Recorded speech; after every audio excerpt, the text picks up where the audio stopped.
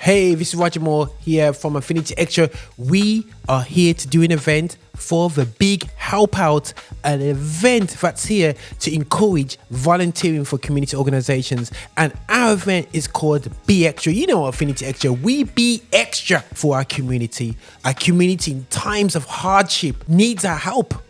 And there's a lot of people that I know you want to help your community effectively.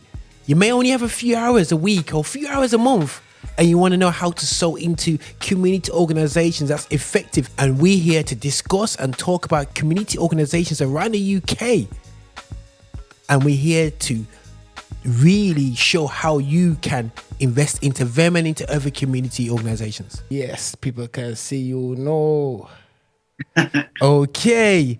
Right, so with Pearl right now. So Pearl does amazing amount of stuff, loads and loads and loads and loads and loads of stuff. So I'm just gonna let Pearl just introduce people into so many things that you do in the communities, creativity as well. So I'm a creative person, and I think that creativity is not just playing instruments and singing in the worship team. It's beyond that, and I think Pearl definitely ticks that box as well for that as well. So Pearl, can you just give an insight with what you do within the community? Wow, after watching them young ladies dance, I'm now sweating now. I think that's Nigel. Let's go and pass that on to me anyway. So yeah, but listen, go for it. Go. You go and explain yourself, sis. Yeah. None of us are as young as we used to be. Oh my God. Hi. Yeah, so I'm Pearl. Mm-hmm. Hi, everyone. Yes, I do various things. I run the Jarrett Foundation, and the Jarrett Foundation is an international charity. So we do a lot of work both home and abroad. So we do a lot of work in this country with schools all around the London area, and we partner with the Metropolitan Police. And I do some work with Number 10 Downing Street and a few other people. But the point is, we work with schools. That's the exciting bit. And we work with schools, and we are mentors in schools, and we have uncle mentors. So they go in there as uncles to them, because a lot of our young people don't have a male role model in their life to look up to. So okay, you went there. Yeah. You went there. Okay. Because we know that. We thought, you know what I mean, we could be a remedy to that. You know, we don't want to. What I don't want to do is ever sit by and watch something with my popcorn and just moan about it. So if I see something, I'm gonna do something about it. So we do that, and we do that really well. We do that really effectively, and we run anti-knife crime workshops. And in addition to that, we do international projects. We've got water projects going in Jamaica. We've got solar projects going on in Jamaica. Okay. Oh my gosh, there's a lot going on. The drama school. Oh gosh, I'm building a musical theatre industry. Oh my God, I'm so tired. Yeah, I'm thinking, cheers, it got so much time there. But so let me just touch on a few things. Mentors as well, yeah? Let me hit that, because it's something I'm really passionate about, because everyone sees mentors as these guys that take care of youths that are misbehaving in school. But it's much more bigger than that. It's much more deeper than that. And what is it like for particularly mentors, male mentors? How easy, or is it a hard way? Is it hard to recruit men who are willing to dedicate time for like this? I think it's hard to recruit people generally, men and women, who really want to dedicate their lives to other people. You know, because a lot of people are out for themselves. Wow. Okay, you'll get a some lot of people are, you know, needs this, what I need, and I need a car, and I need this, what I need, and I need. So it's tricky just to recruit people who just want to say, well, I just want to be of service to someone else. Wow. And I spent my life doing that, and I would never stop. It comes back to me in so many different ways. I mean, gosh, if we got time, I've got to tell you a little testimony of what happened to me. But it comes back to me in so many incredible ways that it makes me sit with my mouth open. And that's because, you know, when you go, and it's called a rat race for a reason, you know, you're always running around, always trying to do this and always trying to accomplish and always trying to get somewhere, and you wear yourself out, and you could do probably a fraction of that and do some for you and some for somebody else, and then it come back to you, because what goes around comes around. The Bible says what you plant, you know, you reap, and it comes back to you without you having to do anything to get it. Those are the ones I love to get, when they just drop on you and you go, no way. Wow. Those ones. Yeah, you can't beat them. So, you know, when it comes to, like you said, you're talking about mentorship as well. Let me kind of like, is it a case of you, as you know, you raised a good point in terms of people wanting to actually leave put a percentage of the life into other people. It's a very, like you said, life you don't feel like you can sow into them, and I think that sometimes people don't realize the blessing you get from sowing into people. You know what I'm saying? You know, and I think that sometimes what we're finding in our communities, because we haven't sowed well in our communities that come back to bite us a generation later. And a lot of times we watch the news and we say, oh, look at these kids are doing this, they're doing that. But you got to ask yourself, have you sowed into this community and whatsoever what you should have? Now, you mentioned of Jamaica, yeah. So you're going from mentoring young people over here, and then all of a sudden you jump over to Jamaica and doing water projects in Jamaica. So give us insight, and how could people support you with, because some things I do say is okay doing community, but sometimes our community are affected by what's going back home for some of us, which is Jamaica. How do people, is it like, oh, we've got to support you with finances? Is it a support where it comes to, how can you support like water projects in what you're doing? There's nothing that you can do at the moment. What we've done over the years, we collected furniture. When we went to Jamaica, we said, I know. See your face? That was my face.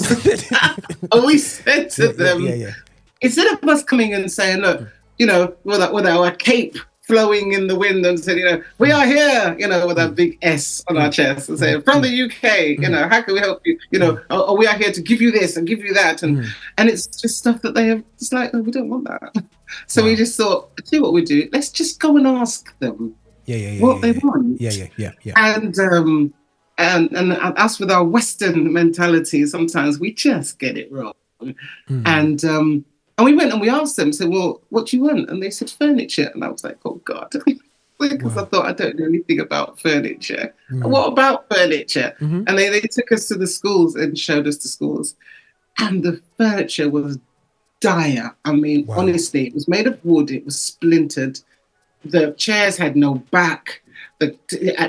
Everything, you looked at it and you just wanted to go, I mean, crazy. Health and safety. I mean, we wouldn't have that in a trillion millenniums in a school in the UK, and our kids are sitting on them in Jamaica. And the teachers told me, look, the parents sat at that same desk, in the same chair, and then probably their grandparents sat at that same, not just in this class, that chair and that desk, and that's how long it's been here. That's why it looks like that. So, and a very long story short, I came back, I didn't know how to do anything, and I leafleted people and every school and in the area, and they started to contact me and said, yeah, we're throwing away this, do you want it? I said, send me pictures. And I said, I only want the good stuff. And they'd send me stuff. And I'm like, what's wrong with this? And they said, oh, well, we've got a budget now. So it's like, we're painting everything blue. Chairs are red. Chairs are red. They got to go. That's like, you are joking. So I begged everything. I begged a warehouse. Somebody gave me a warehouse. Somebody gave me a van. Probation came and helped me pack the containers. Barclays sponsored the containers. And we shipped 8 40-foot containers and kitted out 136 schools. Wow. And I made it all up as I went along because I knew nothing about any of it. No, man, and it is truly inspiring, because I think that sometimes we we just look at things and thought, forget this, I can't impact this, and you know what I'm saying, and just that the example alone really shows that you can impact the world. You know what I'm saying? If we looked behind ourselves.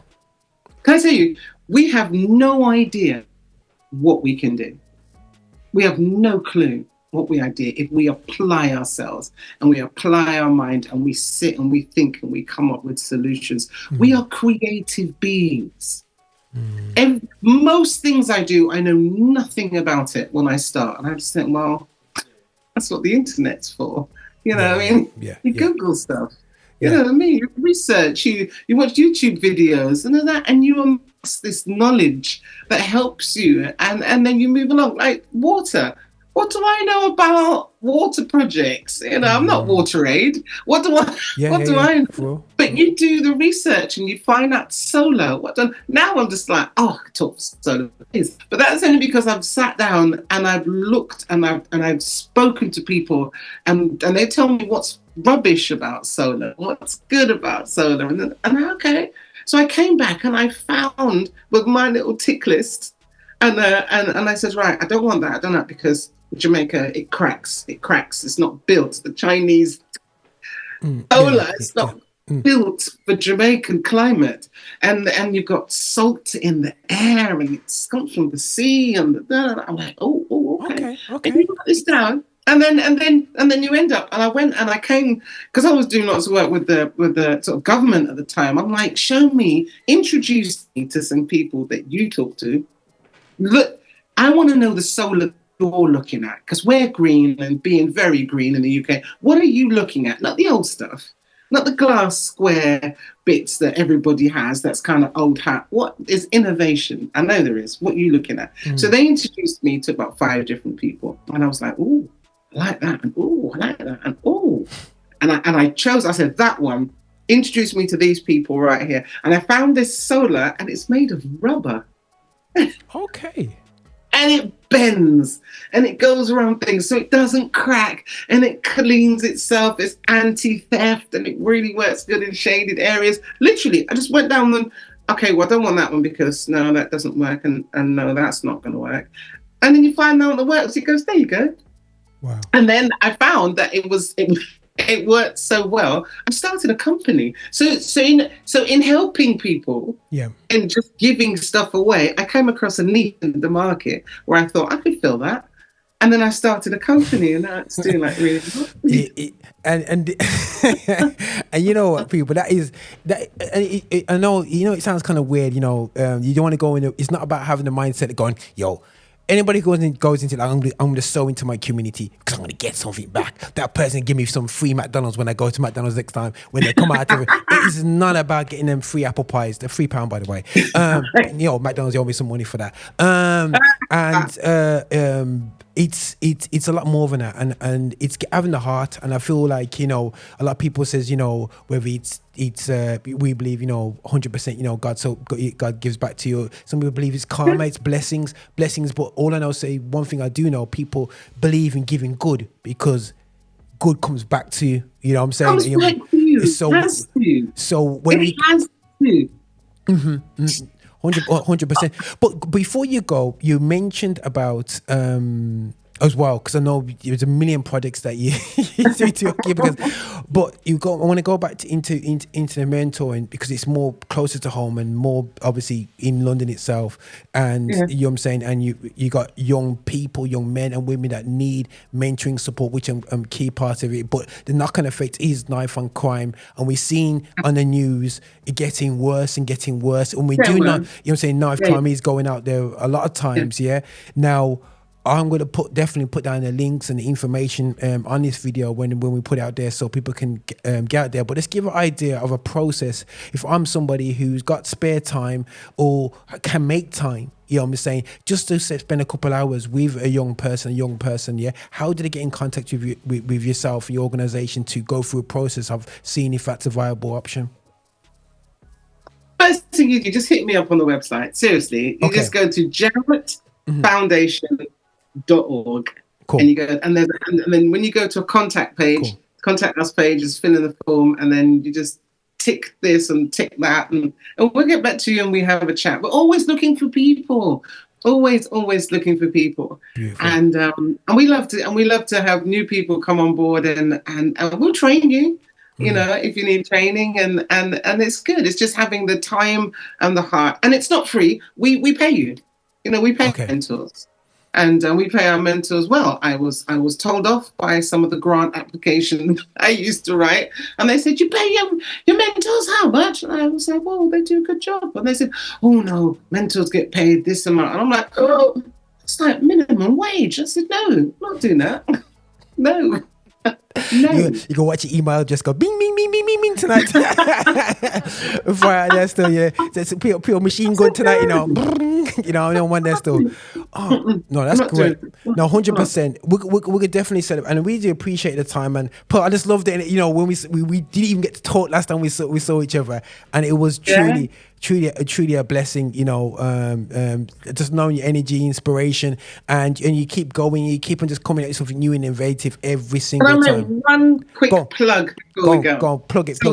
One of the things I do is called GSPA. It's the Gospel School for the Performing Arts. Come on now. Gospel School for Performing Arts. A lot of us in church, we sing, but you know what we could do? We could learn how to act. So I'm an actor. I went to drama school. So I came out, and instead of going off to LA, which I had the opportunity to do, I said, no, I want to create something for us here.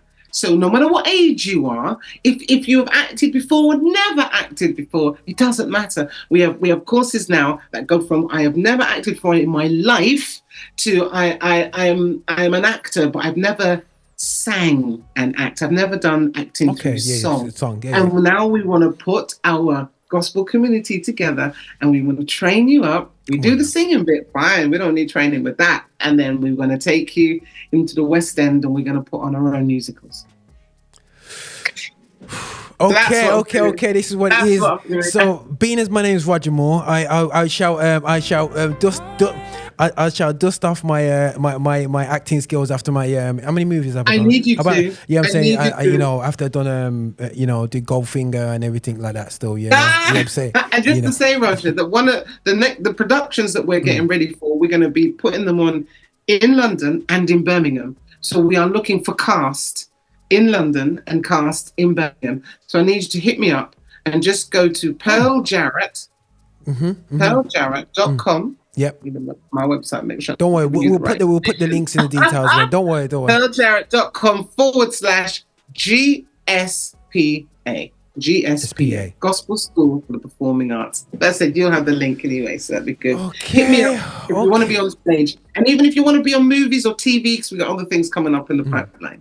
Oh, okay. Sis, that is absolutely fantastic, man. You could smile, you know, it's definitely infectious out there. But listen, appreciate speaking to us today, man, because I know you're busy. Thank you. And so on and so on. And thanks for showing the truth. And listen, all day, every day, my sister, pleasure. And we'll definitely catch up as well. You know what I mean, personally, man. And we touch base, man.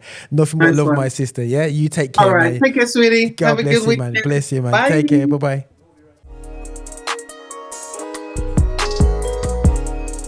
Visit us for updates and shows at affinityextra.co.uk.